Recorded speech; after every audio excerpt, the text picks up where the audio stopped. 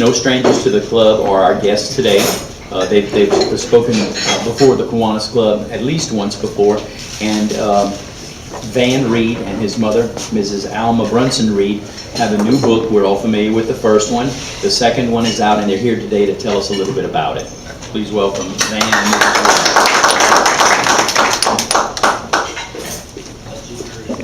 Reed. She's going to do all the talking. I really wish nobody would introduce me as his mother. You know, you always have to take blame in that case. I'm really afraid. We're going to do this really quick, so if you have questions, we'll try to get to those afterwards. Or if you really are, you know, you have to make a statement, we'll stop for you, because Dr. Miller probably has some statements too. We revitalized this old PowerPoint. What I'm going to talk to you about today is more or less about publishing. What we went through, what kinds of publishing you can engage in, that sort of thing, but it's going to be really fast, so you know, you'll have to do some research on your own if you decide to publish. It was the plan, but we had a lot of fighting with the editors for this one. Oddly enough, I think they were more solicitous to us than because it was a different, they call it imprint, different imprint from the one that we've just done. This one was a harder book to work on. Okay, then. I wanted to tell you a little bit about traditional publishing, vanity publishing, self-publishing, and either pay-on-demand or print-on-demand publishing. Well, first of all, traditional publishing is when you have to sell your book to a publisher. You don't pay anything, you just sell it to them. It's a real PR job. And they're getting more demanding and more demanding as the price of print and ink and paper and all of those things increase. Wake up. I might have to fire him.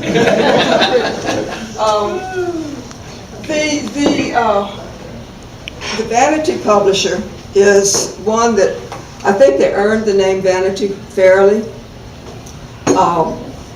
They sell you a really pretty picture, and then you have to pay at the end, and a lot of times it costs more than it's worth. The self-publishing, I have some examples for you right here.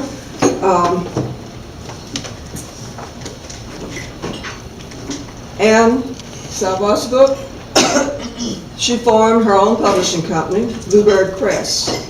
And that enables her to do a great deal with her own book. She is the controller of her book. She knows who's selling it, primarily she and Mark.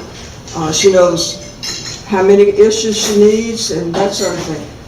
There's nothing wrong with this except you have to hire your own editors. Tom Andrews, Lafayette, formed Beau Bayou Publishing. Now Tom, his brother has Katie on the Profile magazine, and so there are no newbies to publishing. Tom has to market his own book, which he loves to do. And periodically I learned a trick from him. You go to Barnes & Noble and you look for your book. If it's on the bottom shelf, you move the ones on the top shelf, eye level, and you put yours there and move somebody else's down below. Periodically he does that, and I probably will be the first one arrested for doing it. He'll get off, but Tom does that. And then he told me something too that I didn't know. A pretty cover sells. A lot of people will buy the book for the cover. So he's done a good job with that. Okay.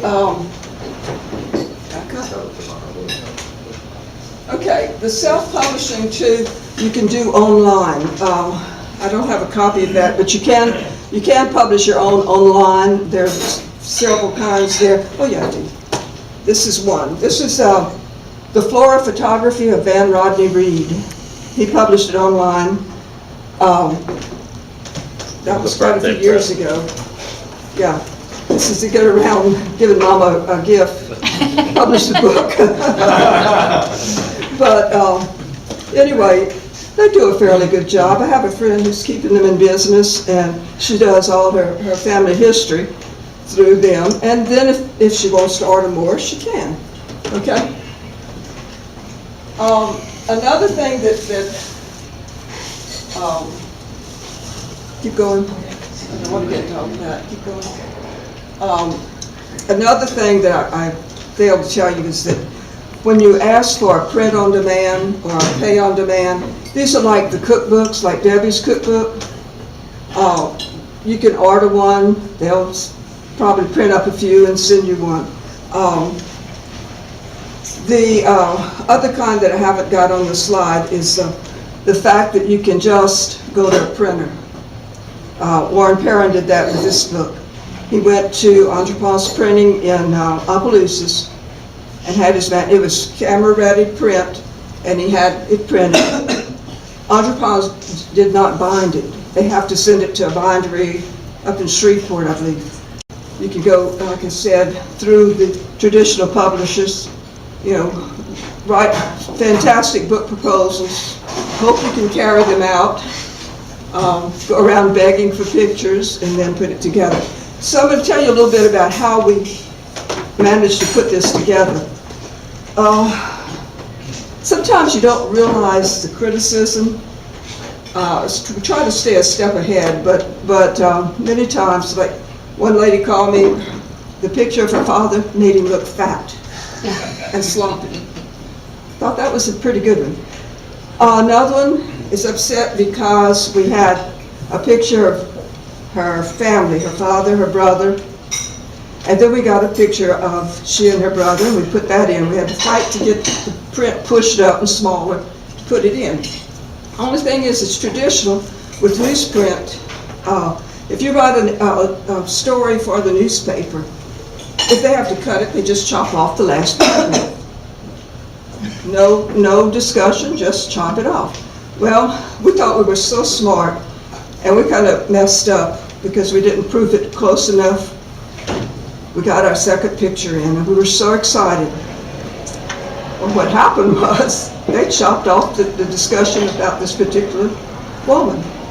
So there's a discussion about her brother and her father, and very little about her. She was furious. I gave her the publisher's phone number and said, call him. What can I do? What we did was we had a list, and we went through our list. We got Citizens of the Year. There are some people that you just know are legends.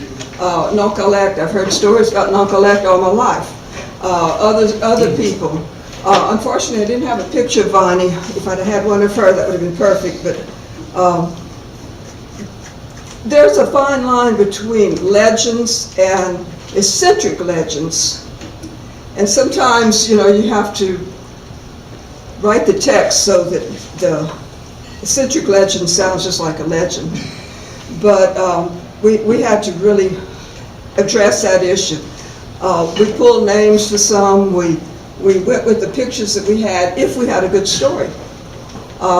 Sometimes we got a story but no picture. I had a lot of people complaining that we didn't have enough African Americans in the book. We had more than some of the northern publications. I was real happy about that, and I pointed that out. But I would ask for pictures, and I'd get promises. And I had a rule, I'll ask 3 times. After the 3rd time, I'm not asking again, because then it becomes nagging. Probably becomes nagging after the 2nd time, but I gave myself a little leeway.